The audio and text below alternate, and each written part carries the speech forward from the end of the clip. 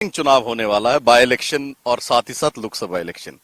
जिस सीट से पूर्व मुख्यमंत्री विधायक थे, वो सीट मौजूदा मुख्यमंत्री के लिए इस्तीफा देकर छोड़ दी गई।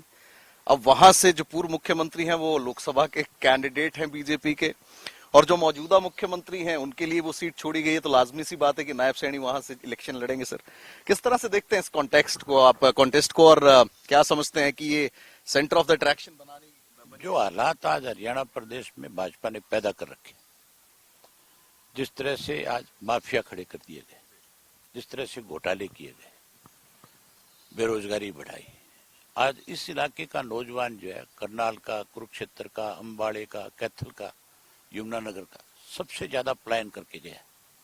केवल इसलिए करके गया है कि बेरोजगारी बढ़ी है, बच्चे अपनी जमीनें बिचवाते माँ बाप से, और फिर कोई डोंकी से जा रहा है, कोई अपने इस पे एजुकेशन वीजा पे जा रहा है, स्टडी वीजा पे जा रहा है, लेकिन जाना चाहते हैं यहाँ से, क्योंकि यहाँ उनको कोई उम्मीद नहीं बची। आज लॉ एंड ऑर्डर खत्म हो गया, भ्रष्टाचार इतना चरम सीमा पे है कि आप सोच भी नहीं सकते, नशा बढ़ गया, अपराध बढ़ गए, कोई व्यक्ति सुरक्षित नहीं है। आज भाजपा के पक्ष में माहौल नहीं है। मोदी के नाम पे 300 पार का, 400 पार का नारा दे करके सत्ता में आना चाहते हैं। अब वक्त निकल गया।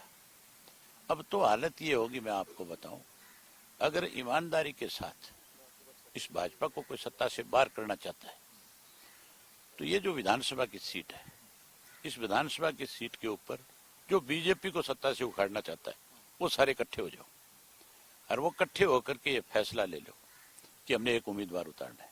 अभय सिंह चौटाला पहला व्यक्ति होगा जो उसकी सपोर्ट में खड़ा होने का। बाय इलेक्शन के लिए कह रहे हैं, आपकी बाय इलेक्शन जो होना है, एक बाई इलेक्शन, उसके लिए, उस बाई इलेक्शन में ये मिलकर के जो जो राजनीतिक दल भाजपा को बाहर करना चाहते हैं, जैसे इंडिया बना रखी है, उसका हिस्सा ना बन करके मैं बाहर से सपोर्ट करूंगा, खुल करके समर्थन दूंगा, और उसके लिए औरों से ज्यादा उसके लिए वहां जाकर के काम करूंगा। मुझे अपने लोकसभा क्षेत्र से भी समय निकाल करके वहां जाना पड़ेगा तो जाऊंगा।